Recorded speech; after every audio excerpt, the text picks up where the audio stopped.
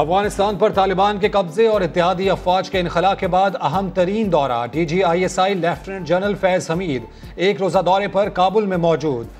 पाकिस्तानी सफीर से मुलाकात में पाक अफगान सरहदी सूरत हाल पर गुफ्तगू। DGISI तालिबान रहनुमाओं से भी मिलेंगे। अफगानिस्तान में अमन व अमान, पाक अफगान सरहद पर आमदोरफ्त और पाकिस्तान के जरिए गैर मुल्कियों के इनखला पर बातचीत होगी।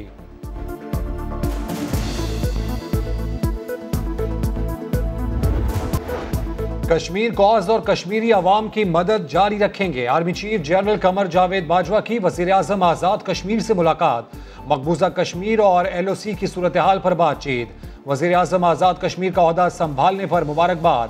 सिपह सालार ने हुर्रियत रहनुमा सैयद अली गिलानी को खिराज अकीदत पेश किया। मज़ाहिमत वालों को ना, मफाहिमत वालों को हाँ। तवील अरसे बाद शहबाज शरीफ और बिलावल भुट्टो में टेलीफोनिक राब्ता। इलेक्शन कमीशन के नए अरकान के नामों पर गुफ्तगू, मुशावरत के साथ आगे बढ़ने पर इत्तेफाक। JLA चेयरमैन हरीफों को डेंट डालने के लिए मुतहर्रिक। जहांगीर तरीन ग्रुप की पीपल्स पार्टी में शमूलियत का टास्क मखदूम खानदान को सौंप दिया। नून लीग के नाराज अरकान से भी राब्तों की हिदायत। तरीन ग्रुप ने पीपल्स पार्टी की जानिब से राब्तों की तरतीब कर दी।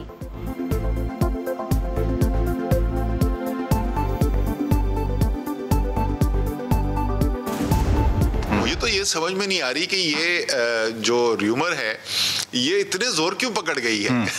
क्या इसको खास तौर पे कोई प्रमोट करने की कोशिश कर रहा है? नहीं जी, अभी ऐसी गुफ्तगू नहीं हो रही है। कबल इस वक्त इंतखाबात की बातें क्यों हो रही हैं? लगता है कोई खास मकसद के तहत ऐसी अफवाहें फैला रहा है। अर्ली इलेक्शंस पर कोई बातचीत नहीं हो रही। वफाकी वजीर असद उमर ने प्रोग्राम सवाल में दो टोक कह दिया।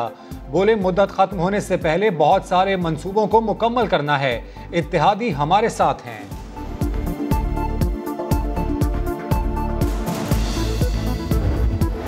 चीनी के कारोबार से मनी लॉन्ड्रिंग का केस। शहबाज शरीफ और हमजा को जमानत में तौसी मिल गई। बैंकिंग कोर्ट इंक्वायरी मुकम्मल न करने पर FIA पर बरहम।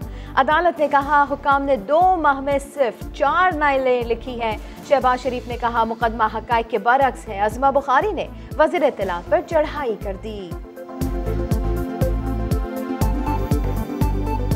वज़ीर इत्तलात जो तर्जुमान होता है हुकूमत का, वो बरमला शहबाज शरीफ साहब को जेल में जाने की धमकी देते हैं। ये मुकदमात अपने सियासी मुखालिफिन की जबान बंदी के लिए कराते हैं। पेशी पे गए शहबाज शरीफ साहब कहते हैं मेरा तो शुगर मिलनल ताल्लुक ही कोई नहीं, रमजान शुगर मिलनल। जैसे पनामा के अंदर नवाज शरीफ साहब ने कहा था मेरा तो अपने अब्बा जी के साथ ताल्लुक ही कोई नहीं। और आप लिख लें, इन्होंने अगली पेशियों में कहना है मेरा हमजा शहबाज और सलमान शहबाज के साथ कोई ताल्लुक नहीं है। शहबाज शरीफ नवाज शरीफ के नक्शे कदम पर चलेंगे। सारा मलबा बच्चों पर डालेंगे।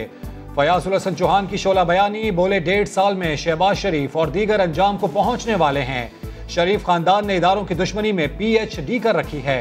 वजीर आजम के बॉब ने खुसूसी। शहबाज गिल ने मौलाना को निशाने पर रख लिया। फौज पर तनकीद ना करें, खबरदार कर दिया। मौलवी फजल रहमान के जो पाक फौज के ऊपर हमले थे, पाकिस्तानी होने के नाते बहुत शदीद तकलीफ। तो आप सियासत करें, शहीदों के खून की तरफ मत जाएं। आप बहादुर अफवाज की तरफ मत जाएं।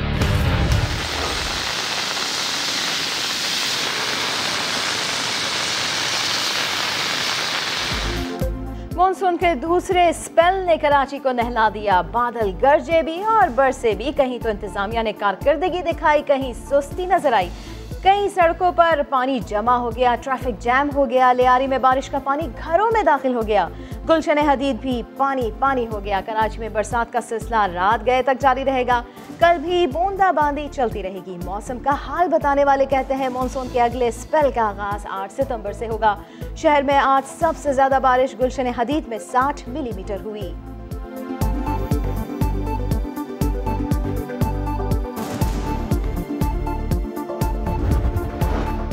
बारिश आई, बिजली गई। कराची में वही हुआ जो होता आया है। बादल बरसते ही 200 से ज्यादा फीडर स्ट्रिप कर गए कि इलेक्ट्रिक शहरियों से खंभों और तारों से दूर रहने की अपीलें करती रही। अमली इकदाम कुछ ना किए। कई इलाकों में करंट लगने से बच्ची समेत 5 अफराद जाम बहक।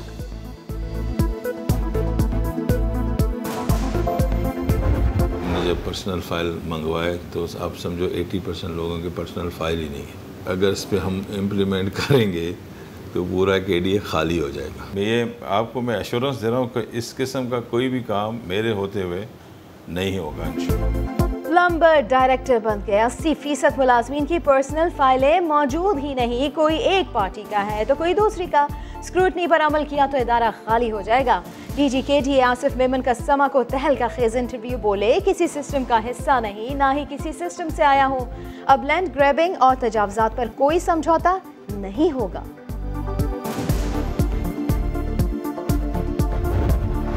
हाफिजाबाद की भरी अदालत, चल रही थी समाअत, पुरानी दुश्मनी के शोले भड़के, मुखालिफिन ने फायरिंग कर दी, 2 भाइयों समेत 3 अफराद को मौत के घाट उतार दिया।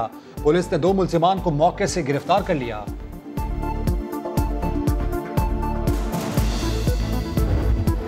नूर मुकद्दम का कातिल जाहिर जाफर पागल नहीं शराबी है। थेरेपी सेंटर के मालिक ताहिर जहूर का इंकशाफ, पुलिस और मुल्जिम के वालिदैन पर इल्जामात की बरसात। बताया कत्ल के बाद मुल्जिम ने पागल बनने का ड्रामा किया। जख्मी मुलाजिम अमजद कैसे बच निकला खुद बताया। कहा जाहिर ने पिस्तौल से फायर किया मगर मिस हो गया, फिर मुल्जिम ने छुरी से गला काटने की कोशिश की।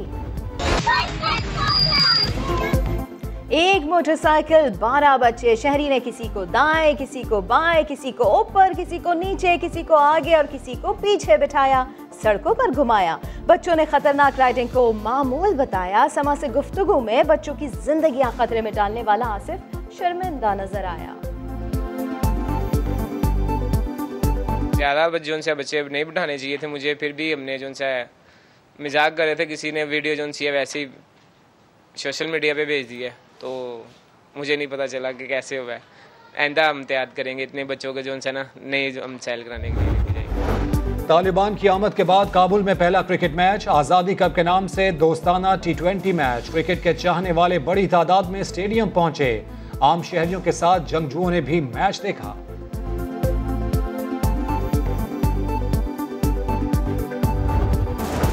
पाकिस्तानी रेसलर इनाम भट्ट ने वर्ल्ड बीच रेसलिंग सीरीज में गोल्ड मेडल जीत लिया। फाइनल में यूक्रेन के रेसलर को शिकस्त दे दी।